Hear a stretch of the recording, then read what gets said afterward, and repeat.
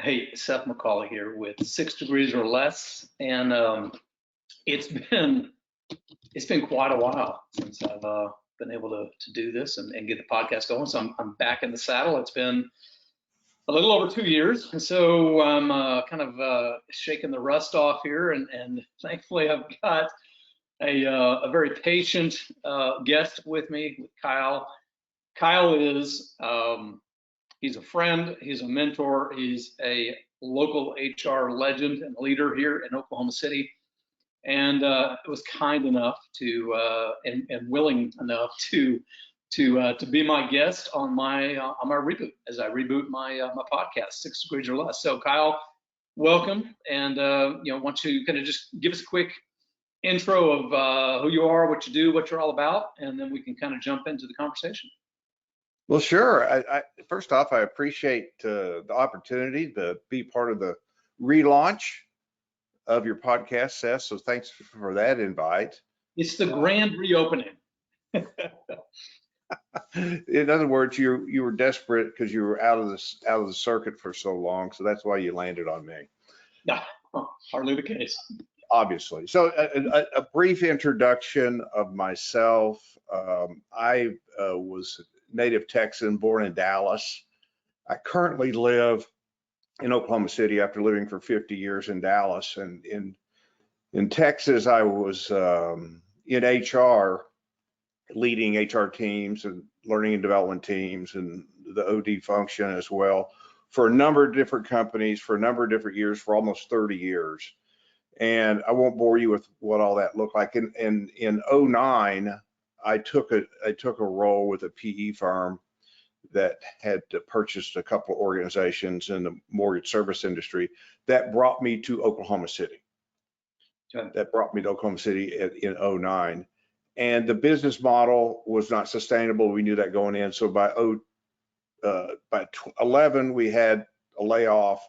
And then by 12, we had a layoff, and that included me. So at the beginning of 2012, like 10 years ago, I jumped out into the consulting just on my own as a HR consultant.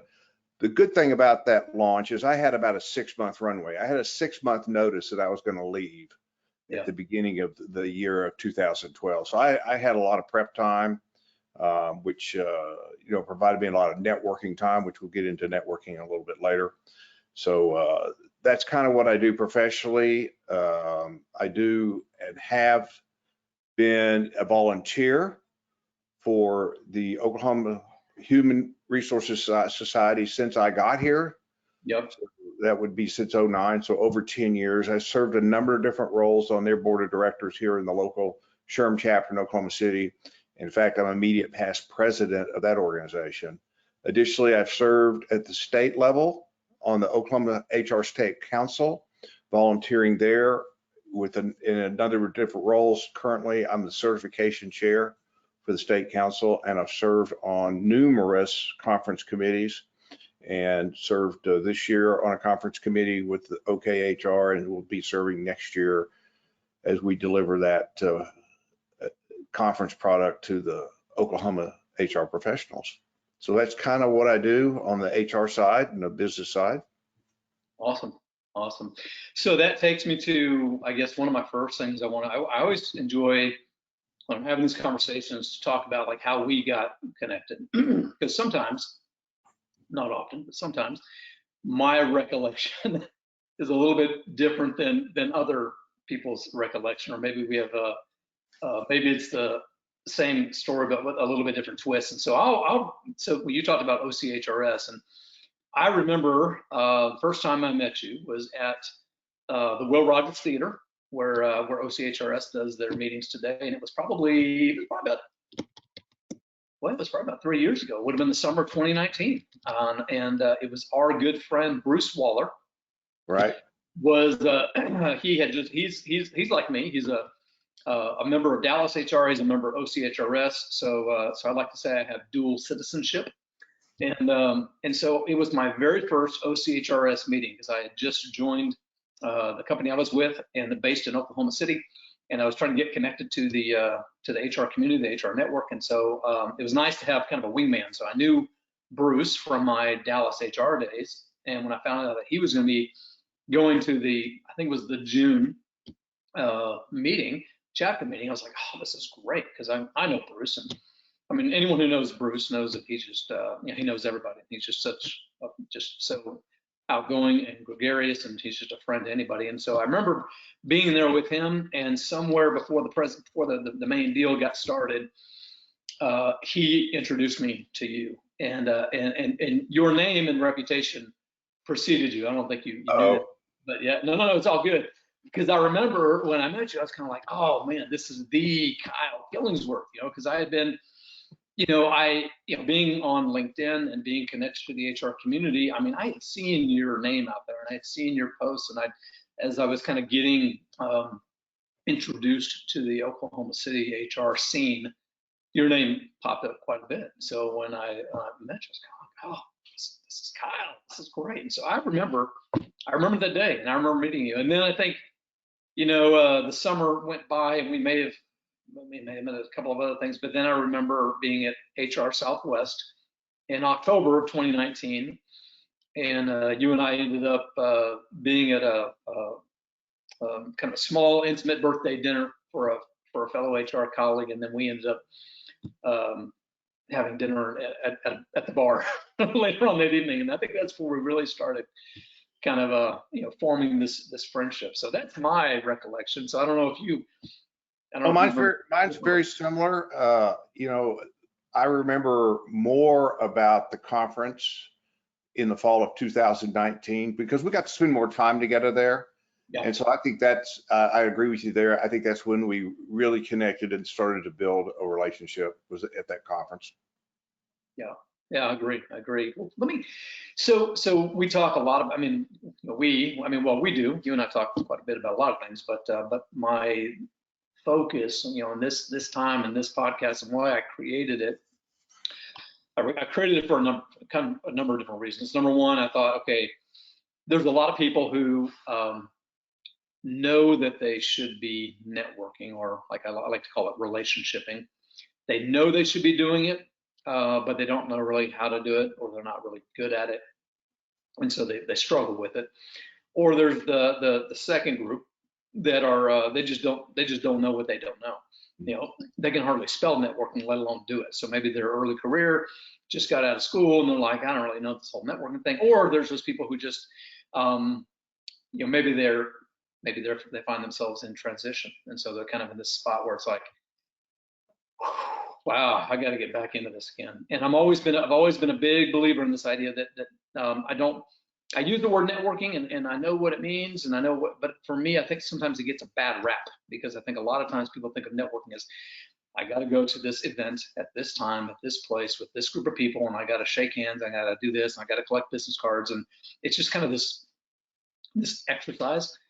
And I like that's why I kind of think about relationshiping, and I like to think of networking or relationshiping can really happen anytime, any place. It could be a line at the grocery store, it could be at your kid's softball game, t-ball game, it could be anywhere. I met a great HR contact years ago when I first moved to Dallas. I met him in the him and I were both in the whatever you call that room. It's not the dressing room, but it's like the room outside the dressing room where where the husbands and the boyfriends kind of sit and wait while their wives or significant others are trying on dresses. And we met at Nordstrom, and we just struck a conversation. It turns out we're both Texas exes, and it turns out he was an HR recruiter, a headhunter, and so we just sitting there, on a Saturday afternoon, we ended up, making that connection. So it's just about being kind of open to the conversation. And so, how have you? When you think about the work that you do, you've been in the consulting space for 10 years, and a lot of that, I have to believe, is built on the work you've done, the relationships that you've created and cultivated, and then also through the HR work, the volunteer work you do. I mean, how has networking kind of played a part in your success? Well, it's played a huge part. I'm not a marketer. I do little marketing. I don't have any pamphlets I send out. I don't, I barely have a website that I built a number of years ago, which I probably need to update. the only marketing I think that I would do that was semi-marketing. I do LinkedIn posts probably a couple of weeks on some thoughts that I have on HR related topics, OD related topics. But 100% of my business as a consultant comes from networking. Wow. 100% from referrals, from people I know, through networking. I mean, 100% of my business comes through that. Yeah. I steal a line from our friend Bruce. Yeah. You've heard it before, but I think it's very self-explanatory. Your net worth is your net work. So that's very valuable. I can relate to that because all my business comes from my network. Yeah. Yeah. And the volunteerism too is a part. Those that have volunteered, you know, you truly understand the statement that you get more out of it than you put into it. And the satisfaction that goes with that, and putting together like a conference and being a part of that, and you see the success of that event and know that you had a part of that is self-rewarding.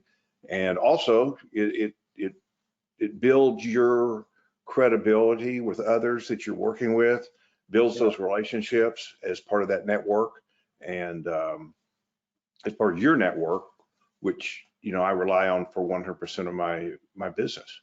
I would say to your comments about people being shy or hesitant or don't understand networking, I would challenge them to pick just one or two people in the room that they want to start a relationship with. Don't hand out, you know, 15, 20 business cards. Nobody's going to write you back. Nobody's going to call you back. Trust me. But if you can engage one or two people and you can tell them, share with them something that you can offer of value. All of us are a subject matter expert in something, whether that's benefits, whether that's recruiting, whether that's employee relations, whether that's training, whatever that is. Yeah. Offer that up as a subject matter expert, tell them a little bit about your experience, and offer up the opportunity for them to call you, reach out to you if and when they ever have a question.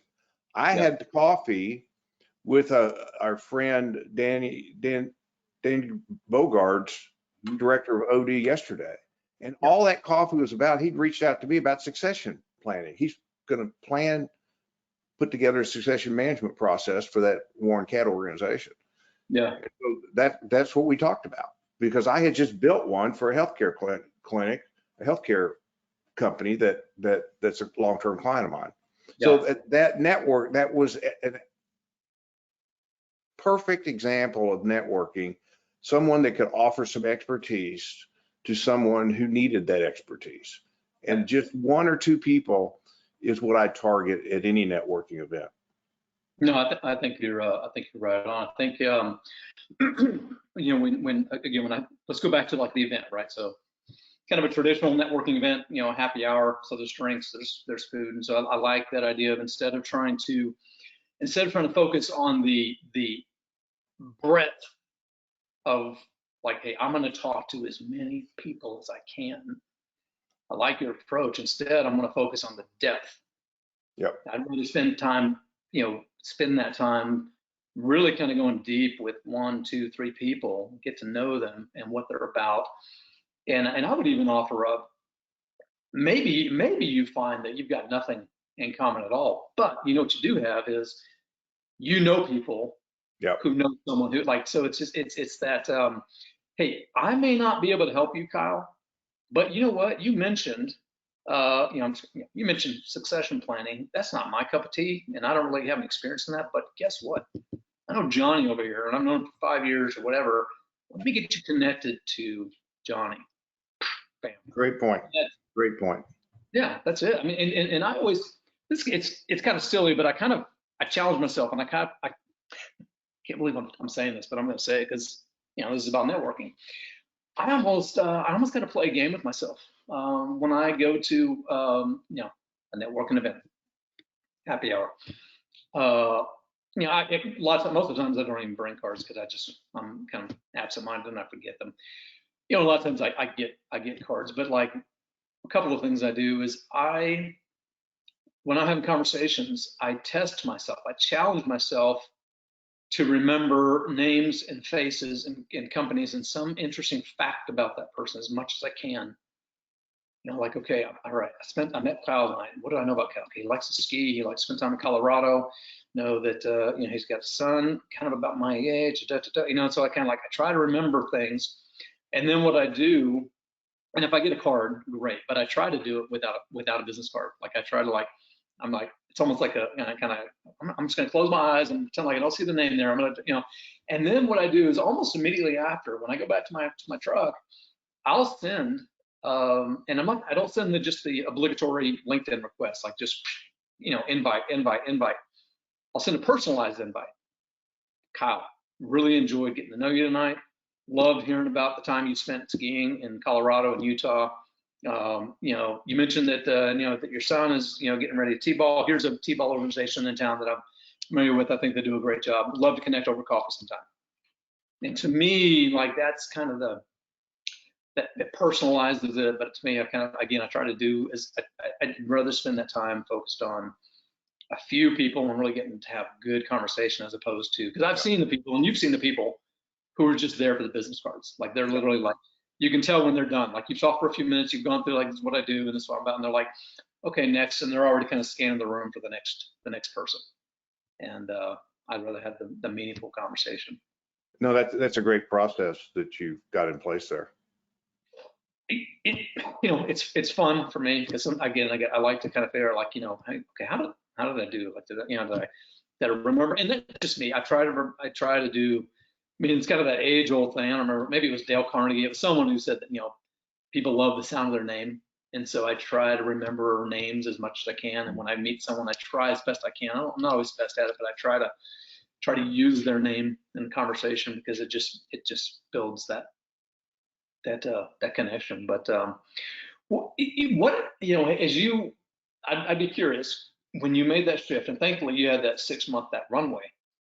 But when you left the HR practitioner role and you went out on your own, right? You put up a shingle, American dream, I'm going to start my own. I mean, there's got to be some nerves that were there, but like, how did you kind of tap into your network? I mean, how did you use that to your advantage? Well, and as I mentioned, I had that 6 month runway. So I already had two, what I call solid clients by the time I left what, I call corporate America.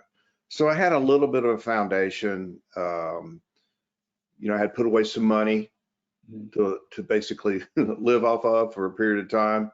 And so I was prepared financially for that, which I think is important as in your business plan.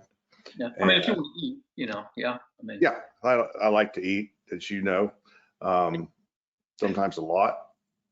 But yeah, so and that whole 6 months, I was working my network. And what I mean working my network, I mean face-to-face engagements. I would spend time over coffee, spend time over lunch, spend time at various events with a number of different organizations, and particularly SHRM organizations. Sure. Yeah. And would target to meet one or two people or maybe three people at that, and invite them to a face-to-face meeting, whatever's convenient for them. Sometimes I went to their office. Couldn't get away. So I just get 20 minutes with them, explain to them a little bit about my background, what's going on in your organization. And I would, to ask them questions like, what keeps you up at night? Yeah. What are your pain points in your organization right now? And normally, not all the time, but I would say most of the time, I could help with that, with my skill set, with my experience. And so I could help them. And so, I looked at myself as being a support system to them. And so if I could support them with their pain point or the problem they're having that's keeping them up at night, that delivers value. That delivers value because I can take something that they're worried about off their plate or find a solution to it. And so that's, and then from there, I just kept expanding that. And organically, it was that I would finish one project for an organization and they say, hey, can you come over here and help us with this other project? HR related projects. And, you know, that just continues and continues. I have clients that I'm meeting with one tomorrow. I worked, Seth, I told you about a 911 that I had on Tuesday night with a client. I've had that client over 7 years. The one I'm meeting with tomorrow, I've had over 8 years. So it's that continuing value that you can bring in a number of different ways with the skill set with the HR skill set that you have. Yeah, yeah. It's I mean, I kept thinking of it as you're talking. I mean, you're solving problems. What's your problem? How can I solve it? What's your problem? How can I solve it? That's what good consultants do. That's what good consultants do. And I'll give you a little secret. There's kind of 2 questions that you can ask and be a expert consultant. Okay. So these are the 2 questions. So you ask, what's the pain point? What's the pain point? What keeps you up at night? And they're going through their story, they're going through their scenario, and they're kind of, you know, seeking some understanding and seeking some empathy with that. And when they stop, you say, what else? That's the first key question. And they'll spill more out. And they'll keep going. And they'll keep going. And then when they finish that, you'll say, you look at them and ponder and say, and what else? The second question is, and what else? And you know what? What they're doing as they talk, they're solving their problem. Yeah. Because they're going to a deeper understanding. Maybe they've thought about that a little bit, but when you articulate and verbalize something and you're forced to do that, it makes you get your thoughts in order. And if not, you're going to call them out and say, well, that really doesn't make sense. Yeah. I guess it doesn't, is the response I get. But most consultants, unless it's in part of your skill set, specifically a task or a project or a process, don't have the answer. But you know who does? They do. Their client does. It's just, you got to pull it out of their client, because the client is normally the subject matter expert in the room, in their business. Yeah. So if you keep asking those questions, you know, solve it. It's so interesting you say that, because, you know, you and I have known each other for several years now. And so we've been, you know, we know each other personally, professionally. We're part of a local HR networking group. And there's been a couple of, you know, I can think of several times where I've come to you and said, man, I'm struggling with this, or what do you think about this? And now that you say that, I can think of several times. I can't think of exact scenarios, but I can think of several times where, not that you've necessarily challenged me, but where you've done that to me. You've practiced that with me, asking like the follow-up question, or what else, or asking, well, let me, you know, what was your intent by this or behind this? And so you know, sometimes it makes me a little uncomfortable, not bad way, but it's just like, ooh, now he's really like, what is he, my therapist now? It's like, but what you're doing is exactly that, because you're getting to that next level, right? That, whether it's the next level or that layer underneath, you're cutting a little bit closer to like, okay, what's the real issue here? And I mean, so it's interesting you say that with your clients, but I know just talking with you about, you know, just various things over the years, you've asked me that tough question, like, okay, well, what else? Okay, now what else? Like, what are you really trying to accomplish here? And so I appreciate that value, by the way. So yeah, I mean, we're pretty good as professionals, and we've all been in the meeting, the corporate meeting, and they're going to announce a new initiative or whatever they're announcing new here, and the CEO or someone stand up at the front of the room. You even do this in departments, you know, the HR department, the IT department, they're, you know, new project, whatever that be. And you can walk out of there with, you understand what we're going to do, you understand how we're going to do it, and when we're going to get it done by. So we're pretty good at this is what we're going to do, this is how we're going to do it, and this is when we're going to get it done by. And the whole time you're talking to that CEO's talking in front of that town hall meeting or the all hands meeting, everybody's asking the same question. Why are we doing it? Why are we doing it? So, what's the purpose? What's the intent? So that's what I'm trying to get behind the what when I'm talking to you or talking to a client or talking to another HR professional. What's your what is the desired outcome? I understand what you want to do. Yep. But why do you want to do it? Yep. Tell me that. And that gets them to thinking, well, why do I really want to do it? I think I want this, but maybe I don't. Okay, well, if you don't want that, the what's not going to fit. Yeah. Or maybe they know the why, but they don't know how to articulate the why. That's normally what I see. They cannot articulate. They cannot tell me. I was at a coaching session this morning with the transportation executive, and I asked him, why do you want to do that? He could not articulate. He stumbled with his words, and I said, okay, that's your homework. Why don't you take that, answer that question next time we meet? But he stumbled through his words and couldn't really, again, articulate, verbalize to me his intent, his purpose, why he wanted to do what he wanted to do. The plan wasn't bad. But why are we doing the plan? Why are we plugging this in? That's just my style of communication now as a consultant. Yeah, no, I think it's great. So how would you for those out there listening going, okay, I hear what you're saying, or I just don't know where to start. I don't know this whole networking thing. I don't like talking to people. I'm introverted. I mean, all kinds of like barriers, right? So what advice would you have maybe for those who struggle with this, who struggle with the why? Why is it important to me? I've got a great career. I've got a good thing. I got people. I mean, I don't really need to worry about this whole. I don't need to build my network. I don't need to. I mean, I know everything I need to know. I'm good. Well, I would challenge them. I got a good job. I got a good career. I'm in a stable industry. You're going to leave that company at some time. You just don't know when, and you don't know what the circumstances are. Yep. Maybe you're going to resign because you found something better. You got a better offer. Maybe your spouse is moving to California and you got to uproot. Yeah. Maybe you get hit. Maybe you get taken up in a layoff. But you're going to leave that organization.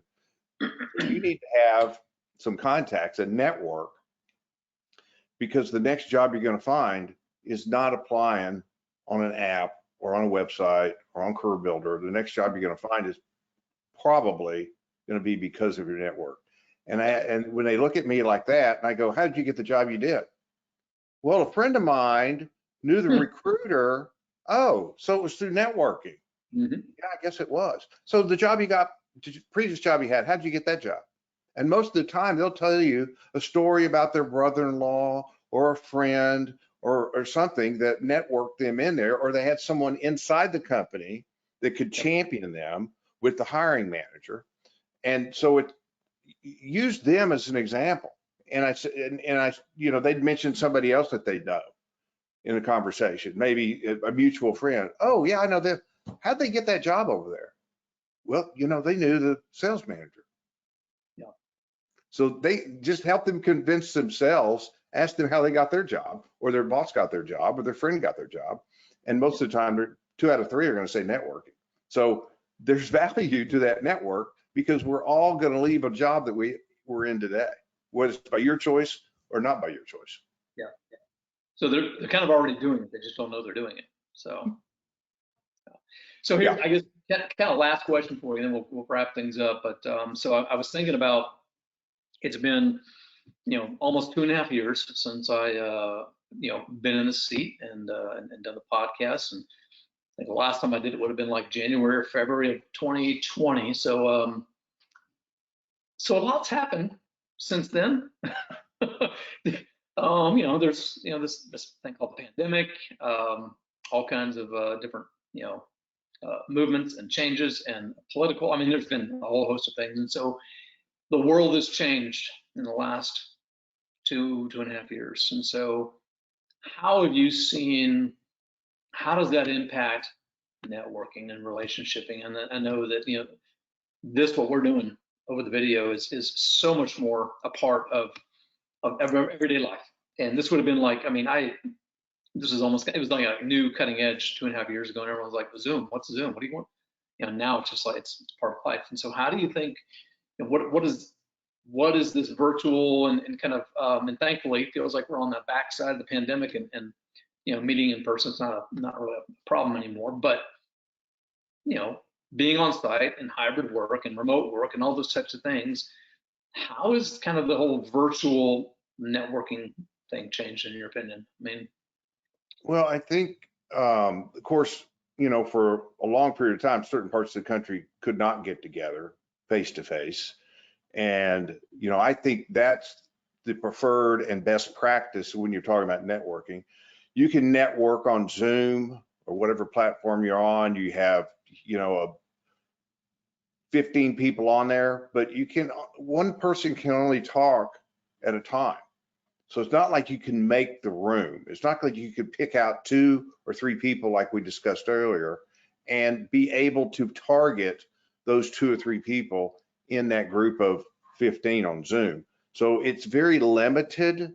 That networking component is very limited. It's more, you know, one-on-one like we're doing today. But, you know, that's convenient, yet it's inconvenient. You have a networking event that you go to that's convenient, so you can have that networking event and you can pick out those 2 or 3 people.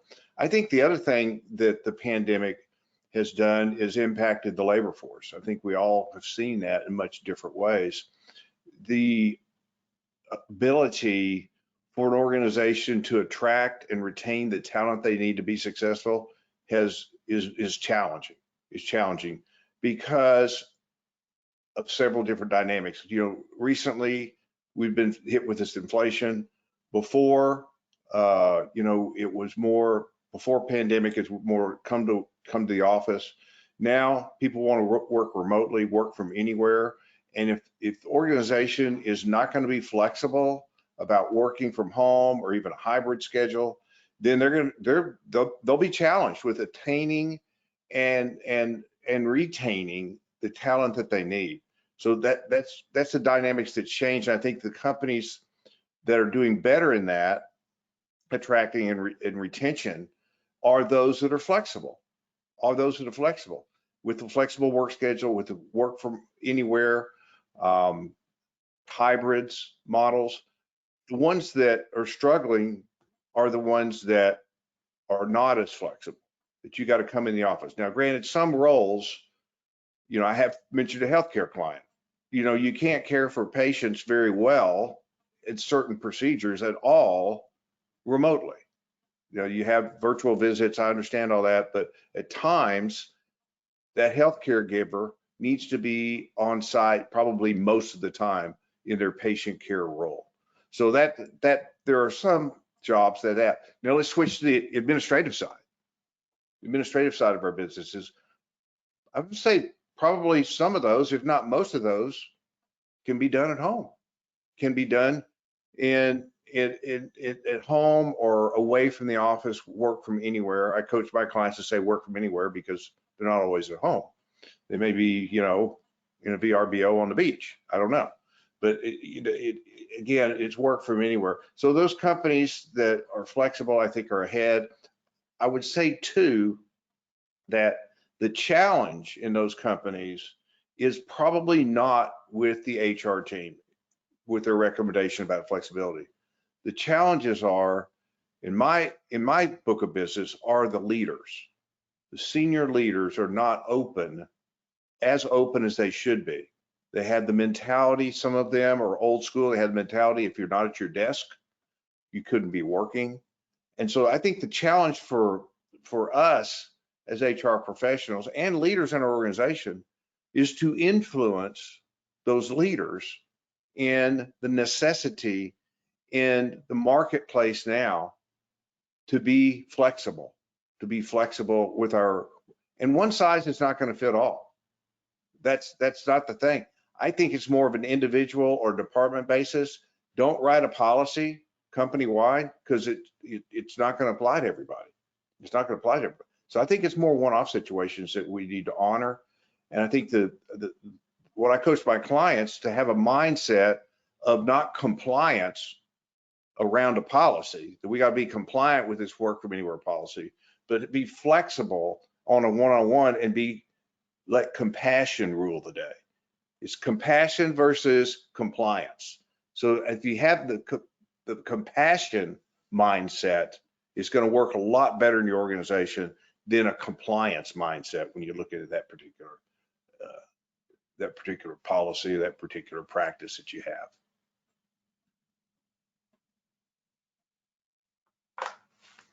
And I've lost Seth. This conference will now be recorded. All right, we're back. So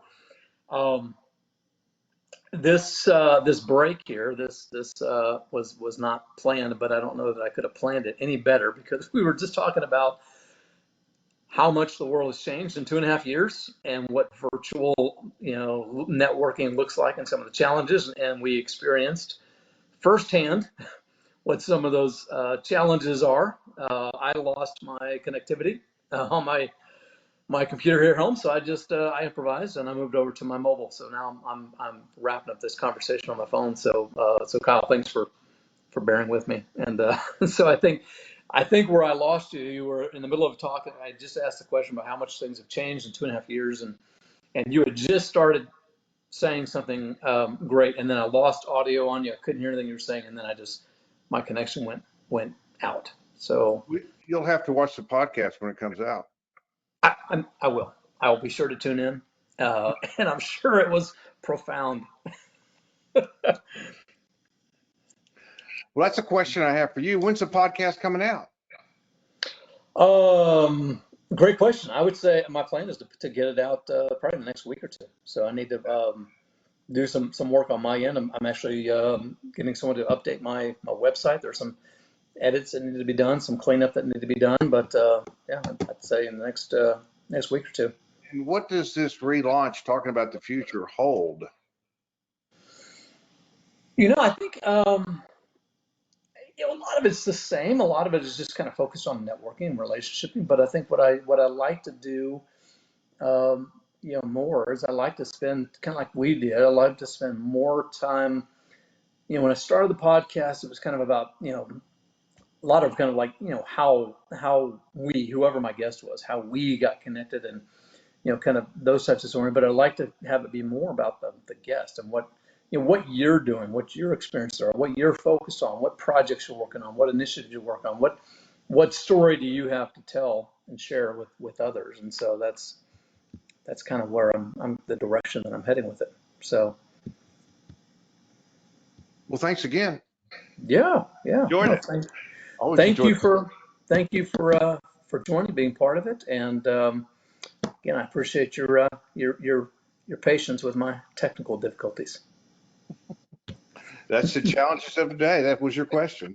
That's right. Like I said, I couldn't have placed that any better. So, well, hey, thanks again for being a guest. Thank you for being on, and look forward to catching up soon. All right, buddy.